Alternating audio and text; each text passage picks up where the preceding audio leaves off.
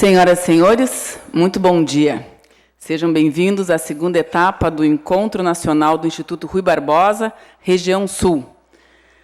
Estamos abordando temas afetos às áreas das corregedorias e ouvidorias do setor público. Convidamos, neste momento, o primeiro palestrante da manhã de hoje, o conselheiro César Miola, ouvidor do Tribunal de Contas do Rio Grande do Sul e vice-presidente do Instituto Rui Barbosa. O conselheiro irá apresentar o sumário técnico da cartilha sobre ouvidorias, elaborada com base nas boas práticas, alinhada à Lei 13.460 de 2017, e visa dar suporte técnico e legal aos órgãos e entidades da administração pública na criação e no fortalecimento de suas ouvidorias. Enquanto o conselheiro se posiciona, eu vou ler um breve currículo. O Dr. César Miola é bacharel em Ciências Jurídicas e Sociais e pós-graduado em Direito Processual Civil. Em 1992, ingressou por concurso público no cargo de auditor público externo do Tribunal de Contas do Rio Grande do Sul.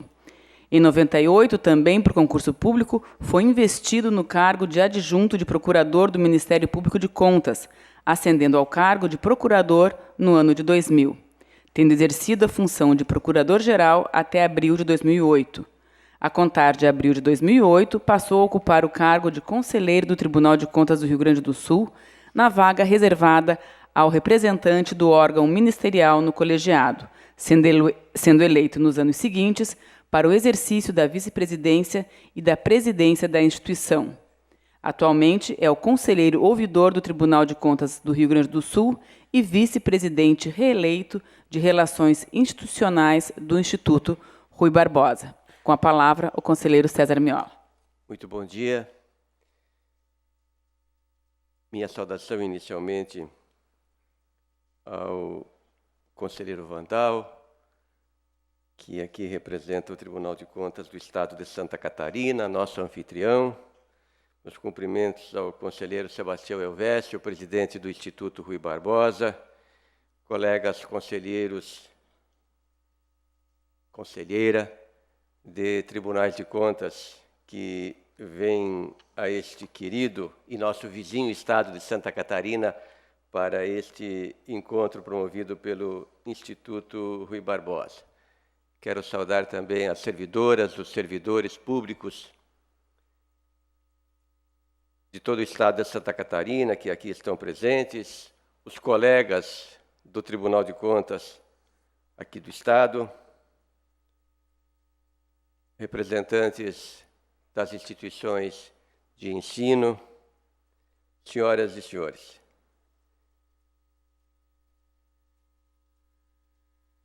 Vou me valer do lugar comum para dizer que é sempre uma alegria vir a Santa Catarina. Nós, gaúchos, temos um carinho especial e uma atração quase irresistível por esta terra. E cada vez que aqui nos encontramos, reavivamos exatamente esse sentimento de satisfação, de alegria, e nos sentimos verdadeiramente em casa no solo catarinense. É muito bom estar aqui, foi muito feliz a ideia, presidente Sebastião Elvésio, de trazer este encontro para esta terra tão acolhedora, para uma instituição tão importante no sistema de controle externo brasileiro, como é o TCE catarinense. Peço que sejam tolerantes com esta minha fala, que, embora vá se guiar por algumas telas que aparecerão aí à frente, tem muito o caráter da espontaneidade, da singeleza, mas uma espécie de diálogo, eu diria, que fazemos nós do TCE do Rio Grande do Sul, da nossa ouvidoria, do Instituto Rui Barbosa, do qual tenho a honra e a alegria de ser vice-presidente, com os colegas que hoje aqui comparecem, neste momento para acompanhar o lançamento, de algum modo formal, mas marcado por essa característica que mencionei, do lançamento de uma singela cartilha a cartilha para ouvidorias públicas, que já está à disposição de todos e foi disponibilizada na entrada deste prédio. Antes, porém, eu gostaria de mencionar em que contexto nós estamos editando e divulgando esta cartilha. No contexto da edição da Lei Federal 13.460, muito recente, que vem regular um dispositivo constitucional que pouco foi valorizado quando inserido via reforma no texto da nossa lei maior, que é o parágrafo 3º do artigo 37 da Constituição. A lei disciplinará as formas de participação do usuário na administração pública direta e indireta, regulando especialmente as reclamações relativas à prestação dos serviços públicos em geral, asseguradas a manutenção de serviços de atendimento ao usuário e a avaliação periódica, externa e interna da qualidade dos serviços públicos, o acesso dos usuários a registros administrativos e a informações sobre atos de governo, a disciplina da representação contra o exercício negligente ou abusivo de cargo, emprego ou função na administração pública. Pois eu dizia, esta lei muito recente, promulgada há poucas semanas, foi editada quando nós estávamos ultimando a nossa cartilha. Ela estava, na verdade, para usar uma linguagem do meio, no prelo, e nós precisamos retirá-la para contemplar algumas inserções, algumas referências, algumas exigências contempladas nessa notável legislação que vem, digamos assim, em complemento, embora com outro objetivo, evidentemente, ao que dispõe a Lei de Acesso à Informação, já mais conhecida de todos nós, promulgada que foi ainda em 2011, entrando em vigor em maio de 2012. Eu completei neste ano 35 anos de exercício de função pública. 25 no TCE do Rio Grande do Sul, percorrendo várias funções, e de todas elas me orgulho, de membro do quadro técnico da instituição, de procurador-geral do MP de Contas, e hoje há quase 10 anos também na honrosa e distinta, importante função de conselheiro daquela casa. Mas antes de ingressar no Tribunal de Contas, eu fui servidor público municipal durante exatos 10 anos. E até brinco nas falas que faço, que provavelmente eu só não exerci no Tribunal de Contas a função de secretário da Saúde. De resto, eu acredito que, formal ou informalmente, eu me dediquei a, como dizem lá na minha terra, a um pouco de tudo. E me lembro, e é por isso que estou fazendo essa referência, e me lembro que quando eu comecei a trabalhar, ainda muito jovem, recém tinha saído do ensino médio e de uma escola em regime de internato, e um dos meus chefes imediatos me disse o seguinte: aquele era um ano dito de eleições. Num tempo em que o serviço público, sobretudo nos municípios, valorizava pouco a investidura pela via do concurso, a ordem constitucional era outra, e ele me disse o seguinte: César, tenha muito cuidado, trate bem os nossos companheiros.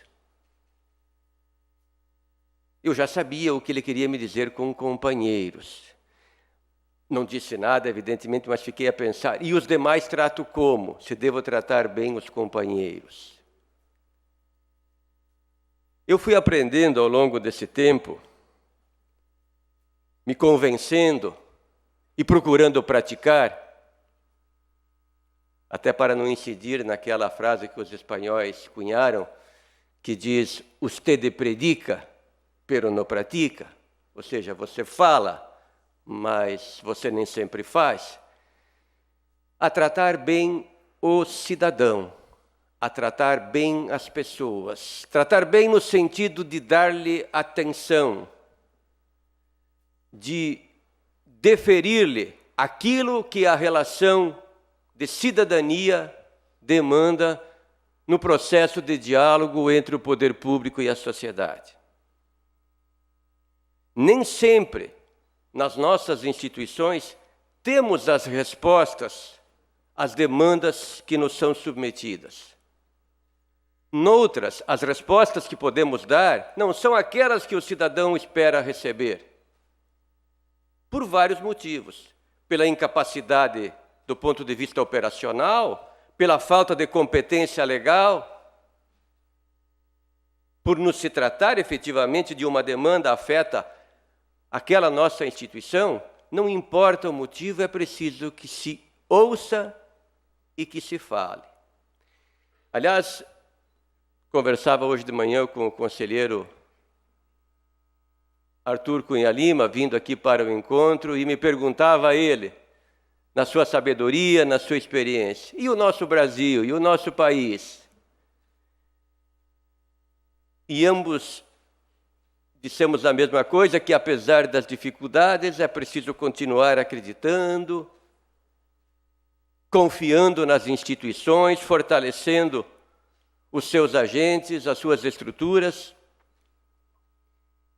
E precisamos mais, provavelmente, de diálogo entre os atores públicos e destes com a sociedade. E a sociedade precisa ter oportunidade de dialogar com o poder público.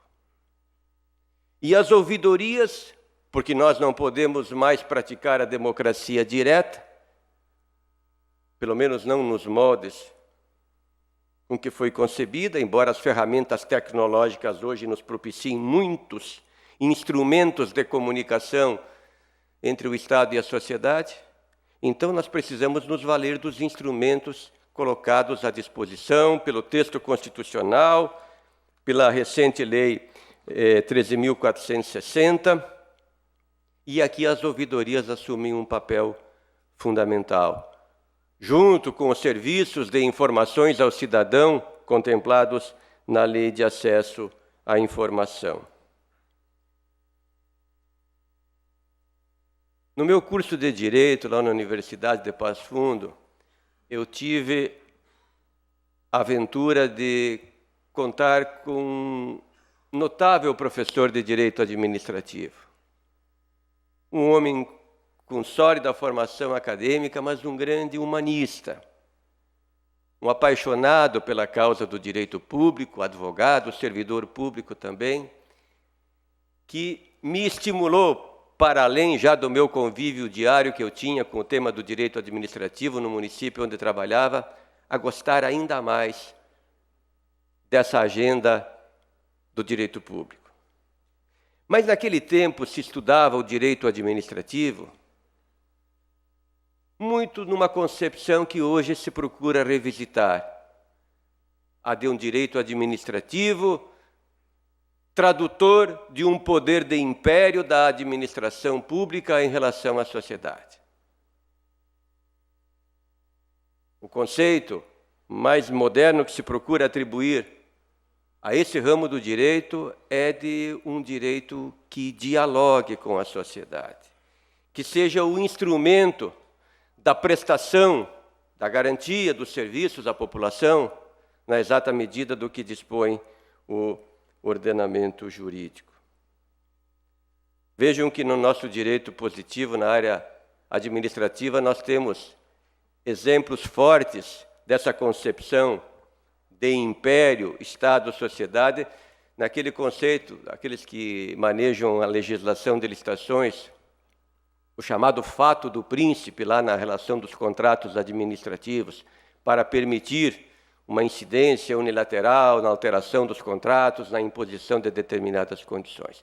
É bem verdade, e é necessário que assim seja, que o poder público se investe de determinadas prerrogativas na sua relação com os particulares, mas tudo há de ser feito em nome da preservação do próprio interesse público. Então, quando nós falamos das ouvidorias, falamos de um instrumento capaz de ajudar a concretizar o regime democrático e o princípio republicano.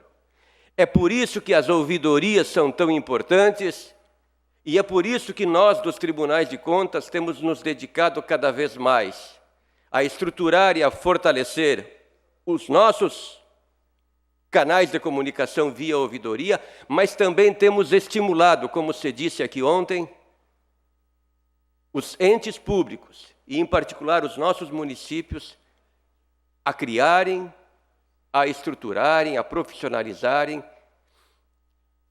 e a oferecerem mecanismos para que as ouvidorias cumpram esse papel fundamental. Porque é de direitos e de deveres que estamos falando, mas nunca de favores. O poder público deve atuar balizado, como refere Celso Antônio Bandeira de Mello, pela moldura da Constituição, mas como um garantidor dos direitos postos no texto constitucional e, evidentemente, também dos deveres que lhes são inerentes. Evidentemente que nós não podemos tudo nas nossas instituições, mas nós, tribunais de contas, temos uma responsabilidade singular, porque as nossas ouvidorias são destinatárias, no mais das vezes, e isso eu tenho por experiência da ouvidoria do Rio Grande do Sul, mas certamente é o que acontece nas ouvidorias de todos os tribunais de contas brasileiros. Nós somos destinatários de demandas que, no mais das vezes, não se referem à vida administrativa ou operacional daquela casa de contas, daquele tribunal. Nós somos destinatários dos reclamos, das demandas, das inquietudes, por vezes dos elogios, embora pouco frequentes, direcionados àqueles municípios, aquelas câmaras de vereadores, aquelas autarquias, fundações, consórcios, empresas públicas que estão sob a esfera da nossa jurisdição. E isso aumenta ainda mais a nossa responsabilidade, porque nós precisamos ter a capacidade de dar curso a essas demandas, apurar eventuais ilícitos, irregularidades, inconformidades, dar uma resposta ao cidadão, e isso é fundamental. Nem sempre teremos, como eu disse antes, a resposta que o cidadão almeja ouvir, mas é preciso que tenhamos condições de dar alguma resposta, com lealdade, inclusive quando não tivermos condição, capacidade técnica, operacional ou competência legal, para assim nos posicionarmos. Isto é muito importante, que nós nos organizemos para tal, através da unidade de ouvidoria, na interlocução direta com as unidades de controle e de fiscalização dos nossos tribunais, articulados com as ouvidorias dos outros poderes e órgãos da administração pública.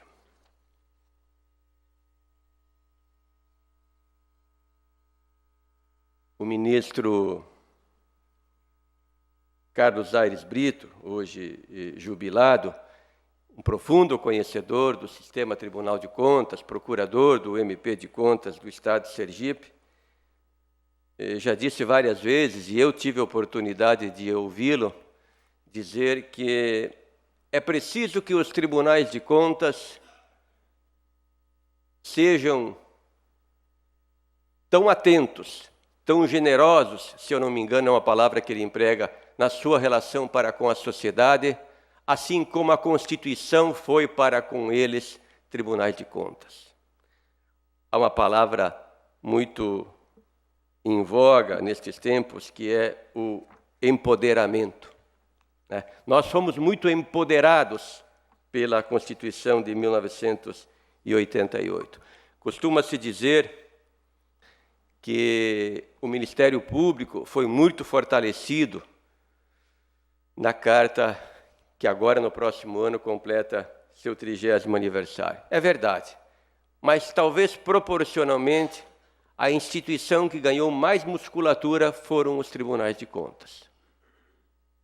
Com a prerrogativa extraordinária, isso tem um valor de dimensão incomensurável, de agir de ofício.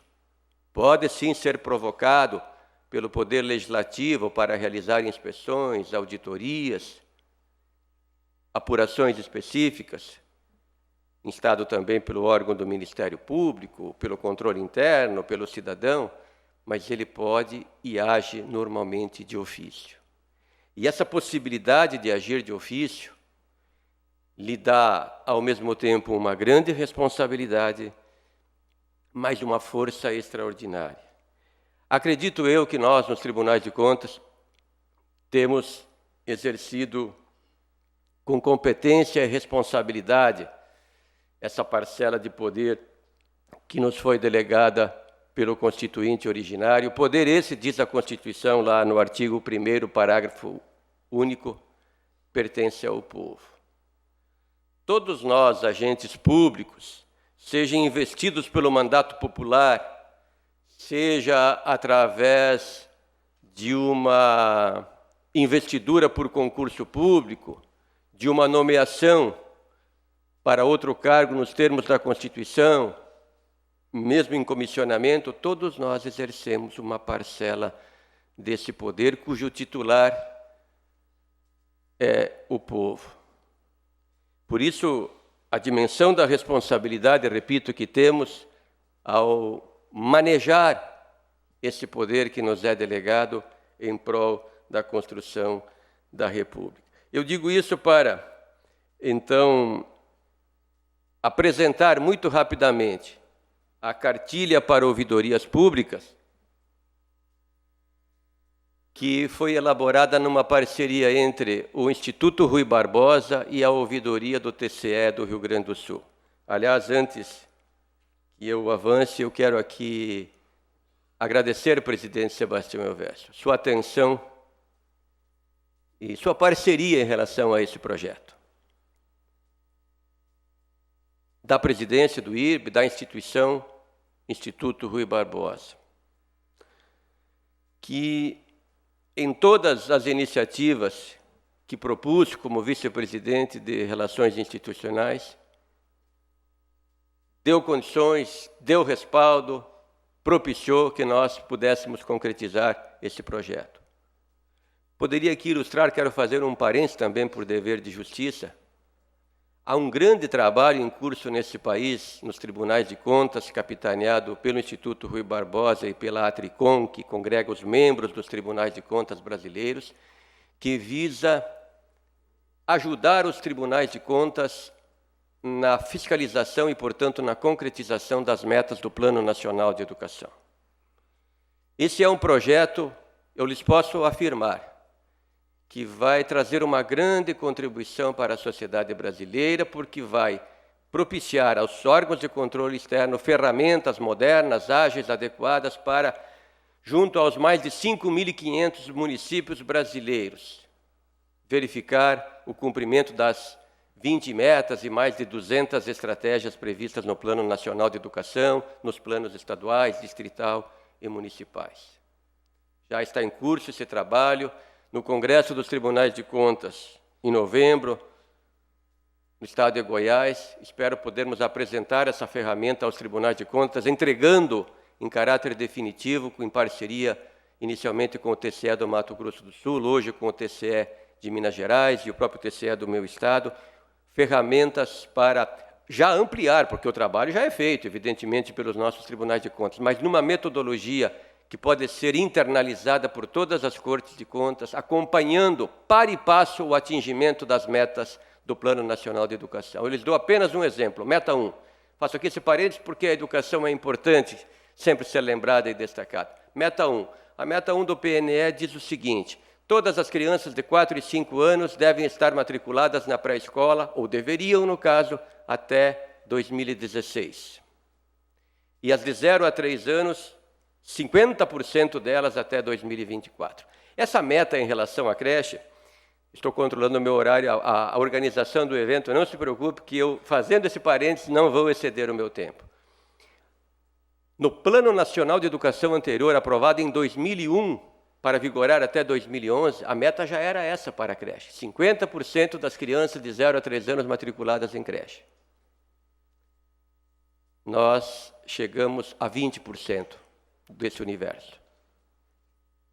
20% do total de 100%, ou seja, menos da metade do que foi previsto. E aí, então, postergamos para 2024. Significa que lá em 2024 aquelas crianças que nasceram no início do século já serão provavelmente pais de alguns bebês que estarão precisando de vaga na creche. E se nós não fizermos nada, nós nunca teremos. Muitas vezes nos objetam o seguinte: não, mas 2024 está muito longe. Não, mas enquanto isso, crianças vão nascendo, crianças vão crescendo, crianças vão ficando sem atendimento em creche, não vão tendo a oportunidade de desenvolver habilidades e vão sofrer, porque as pesquisas já mostram isso, vão sofrer o impacto disso quando ingressarem no ensino fundamental na primeira série. E lá no meu estado, o conselheiro Vandal, que tão bem conhece os versos, a música, as tradições do Rio Grande, tem uma música que diz o seguinte: tem dor que não se remenda. Tem coisas que não se repõem mais, não tem EJA, diz a Fundação Abrinq para a Educação Infantil. Se nós faltamos parte do ensino fundamental, do ensino médio, a EJA recompõe de alguma maneira. A educação infantil não tem isso. Por isso a importância de nós cuidarmos dos nossos pequeninos, dos brasileiros.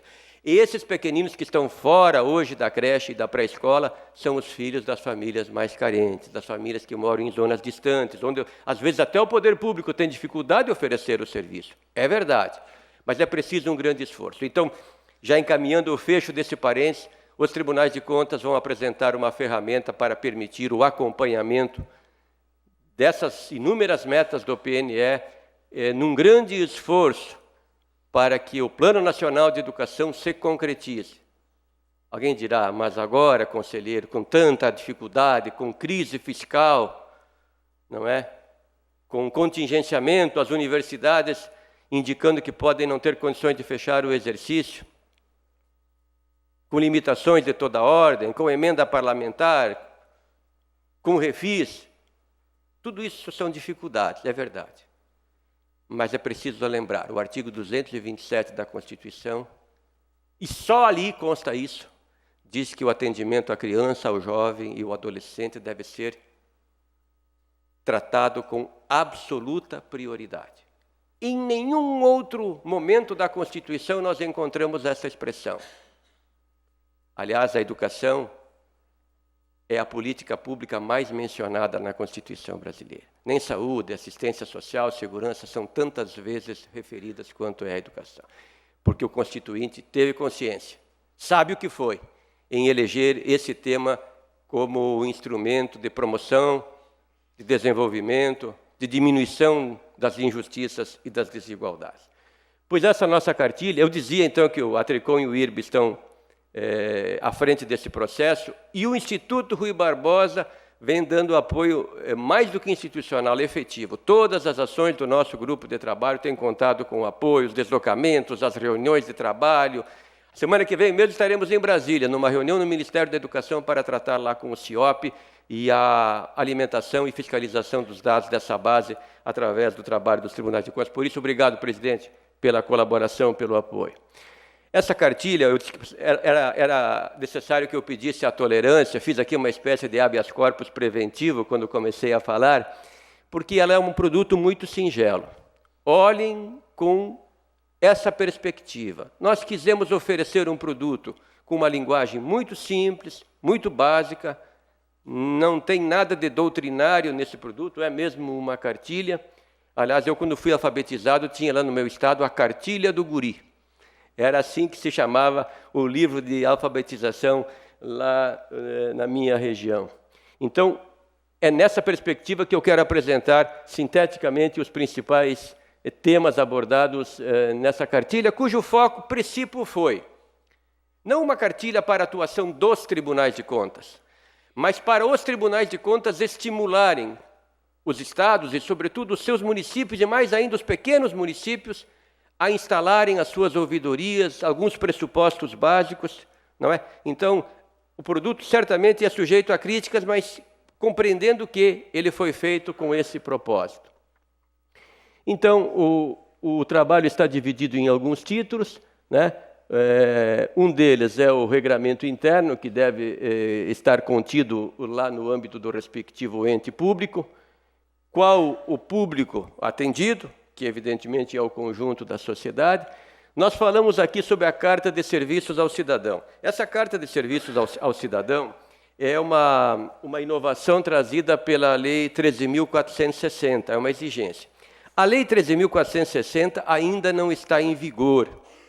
Ela tem aquilo que no direito nós chamamos de vacatio legis, um período entre a sua promulgação e publicação até a entrada em vigor.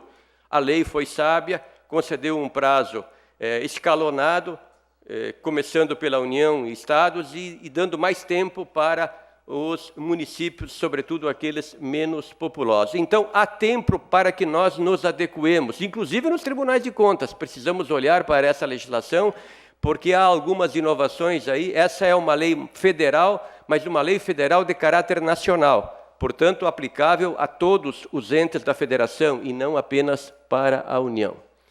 Os canais de comunicação que podem ser utilizados, nós temos evidentemente estimulado muito que se aproveite das ferramentas tecnológicas. Hoje, apesar de algumas dificuldades, a internet é uma realidade em todo o Brasil.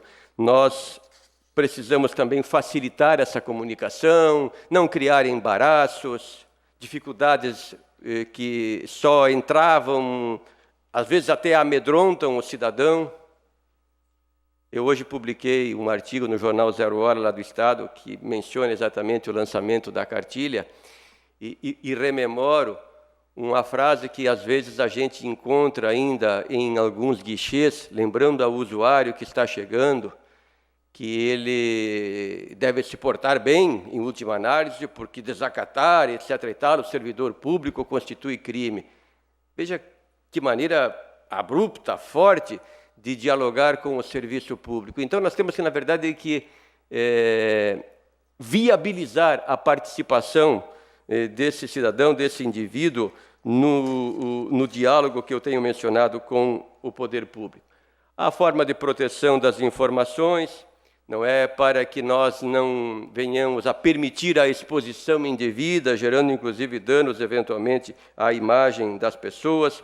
O tratamento das demandas é outra questão que aparece aí no âmbito da nossa cartilha, como dar o encaminhamento. No caso da ouvidoria do TCE do Rio Grande do Sul, foi falado aqui ontem, nós temos procurado fazer uma grande interação com os demais poderes e órgãos, inclusive com o controle interno. Muitas das demandas que chegam ao Tribunal de Contas do Rio Grande do Sul são direcionadas inicialmente ao sistema de controle interno do Estado ou dos municípios para que ali tenham tratamento e encaminhamento. Às vezes, a resposta que nós vamos dar do ponto de vista concreto demoraria muito, pela dificuldade da realização da auditoria em loco. É claro que se o tema é urgente, premente, os tribunais de contas podem deflagrar uma inspeção especial, determinar uma medida de cautela, suspendendo um processo licitatório, por exemplo, um concurso público, enfim, seja lá qual for a situação. Mas a interlocução com o controle interno é muito importante. E nós precisamos lembrar que o controle interno também ele tem estatura constitucional. Artigo 74. Aliás, para os municípios, a Constituição lembrou do controle interno em 2 dispositivos, no artigo 31 e o geral, que está no artigo 74. É o outro pilar do controle da administração pública, o controle interno. Nós precisamos dialogar mais com os sistemas de controle interno, estimular a sua organização, cobrar isso nos nossos processos de fiscalização no Tribunal de Contas, para que eles cumpram bem esse papel. Aliás, o controle interno tem um papel fundamental na avaliação do cumprimento das metas previstas nos orçamentos. E nós nem sempre nos damos conta disso. Nós, que eu digo, nós, órgãos de controle. Por isso é importante essa relação dialógica. A gente prevê ali também a orientação para a elaboração de relatórios gerenciais, importante monitorar, administrar, verificar o que está acontecendo, tornar públicas essas informações, não é?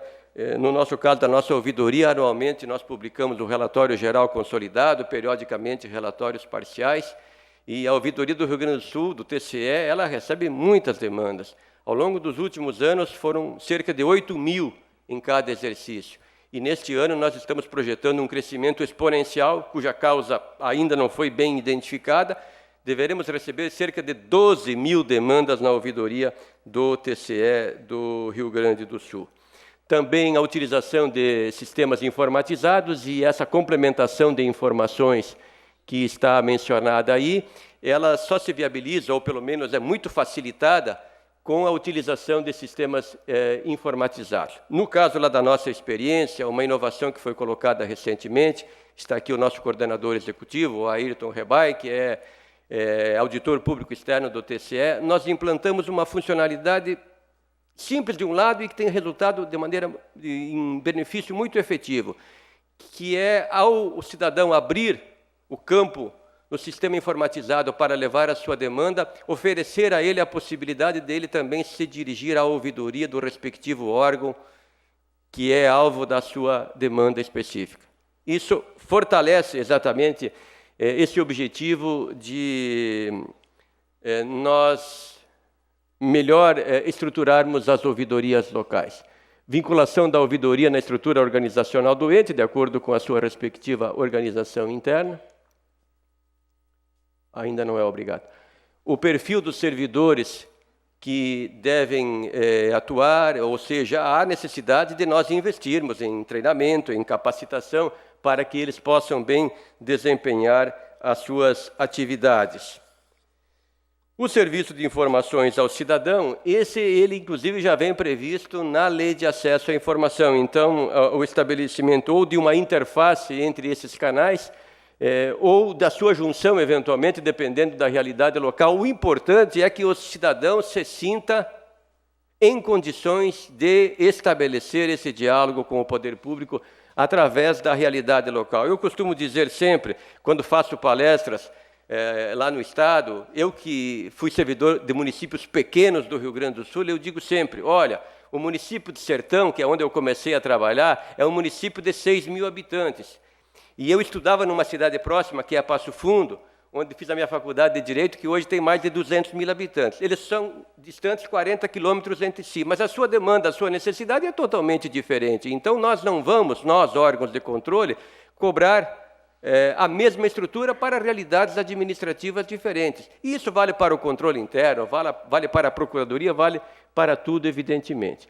Outro ponto específico, inclusive previsto na legislação, é a necessidade de os poderes e órgãos realizarem pesquisas de satisfação para a avaliação do serviço que vem sendo oferecido. Evidentemente que pesquisas com o caráter da imparcialidade, da impessoalidade, para que nós possamos extrair da manifestação dos usuários, efetivamente, qual é a qualidade, quais são as deficiências, quais são as virtudes do serviço, e com isso podermos aperfeiçoar essa atuação. Instalações próprias de fácil acesso ao público, isso é o básico, não é? Nós precisamos cuidar do tema da acessibilidade, não apenas em relação às instalações físicas, não é? Mas também quanto aos sistemas informatizados, para que a pessoa com alguma deficiência, ao utilizar o canal, que é hoje aquele principalmente manejado pelo usuário, que é o da internet, possa fazer se essa pessoa tiver alguma deficiência. É importante olharmos para isso. Nós temos começado a olhar com mais atenção, ainda que com atraso, para o tema da acessibilidade nos espaços públicos, nos prédios, nas ruas, nas avenidas. Falta muito, nós sabemos, mas os próprios tribunais de contas têm feito uma ação nesse sentido, mas há ainda muita dificuldade quando se fala em acessibilidade relativamente aos portais na internet. Então, nós precisamos revisitar os nossos portais e verificar se eles estão sendo amigáveis também para o cidadão, a cidadã que eventualmente apresente alguma deficiência. Atuação em rede, porque este é o grande segredo da efetividade. Não é? Quando se fala no crime organizado, se costuma usar um bordão. Nós precisamos nos organizar, os órgãos de controle interno e externo, porque o crime organizado já está estruturado, sem formalidades, sem requisitos legais, ele funciona de maneira, aspas, muito efetiva, então nós precisamos nos unir. E precisamos mesmo. Então, a atuação em rede significa que a ouvidoria precisa dialogar no ambiente local, e não poderia ser diferente com as unidades respectivas, mas também entre as ouvidorias é preciso que haja compartilhamento de informações na medida das possibilidades e, sobretudo, que esse trabalho, quando envolva uma tarefa ou uma demanda que não seja da responsabilidade daquele ente a qual foi dirigida, não se diga ao cidadão, isto não é conosco, não é da minha atribuição. Então, vamos prestar a informação qualificada. Esta demanda não será atendida por aqui, porque ela diz respeito à competência daquele órgão. E sugiro que se remeta ao endereço tal. Vamos prestar uma ação de cidadania de colaboração. Então, eu dizia, a cartilha está disponível para todos aqui na entrada do auditório. Nós fizemos também um cartão, eu agora não localizo ele, está aqui. Esse cartão, que tem o tamanho de um cartão de visita, ele tem no verso o QR Code para poder, então, haver o acesso eletrônico. Em tempos de economia e de homenagem à sustentabilidade, nós imprimimos um número muito pequeno de cartilhas, cerca de 300, foi uma tiragem única, pouco mesmo, para termos algumas. O próprio presidente Sebastião Everson. É importante que tenhamos algumas, ele me disse, para distribuir, mas esse material está hospedado, então, nesse endereço. Eu até sugiro, tomo a liberdade de sugerir aos nossos colegas dos tribunais de contas e de todos os órgãos públicos que aqui estão, que repliquem o endereço nos seus portais, façam lá uma nota, porque é do nosso interesse que, sobretudo, os servidores municipais que atuam nessa área, mas o conjunto da sociedade tenha acesso a essas informações, a esse produto, e possa fazer críticas, serão elas muito bem recebidas para, numa próxima edição, aperfeiçoarmos esse pequeno manual, que, como disse, e gosto de insistir, foi feito como uma proposta de colaboração, de ajuda. Não vejam nisso um produto com conteúdo científico, acadêmico, porque ele não tem e nem foi o propósito. Nós queremos, nessa ação, exatamente cumprir esse objetivo que os tribunais de contas cada vez mais levam em frente. Ou seja, de não apenas exercermos uma função de fiscalização, de controle externo, e essa nós devemos fazer. Eu costumo também referir nas minhas intervenções, não contem com a possibilidade de o Tribunal de Contas deixar de fiscalizar, deixar de controlar. Aliás, esse é o nosso dever, é isso que a sociedade espera de nós. Mas contem com os tribunais de contas numa ação de colaboração também, de prevenção. Falávamos, o conselheiro Arthur Cunha Lima também me narrava hoje uma experiência lá do TCE da Paraíba que está entrando em prática, cada vez mais dando celeridade ao processo de controle. E dizíamos nós, um para o outro, a grande força, a grande virtude do controle está em quando ele consegue evitar a ocorrência do dano, prevenir o ilícito. E às vezes não é o ilícito, às vezes é uma irregularidade que não está ligada a um ato de má-fé, de fraude, de dolo, mas não raras vezes causa grande prejuízo ao poder público. Aliás, nós sabemos que junto com a corrupção, ou talvez mais que a corrupção, a ineficiência e a inépcia é causadora de grandes prejuízos à administração pública brasileira.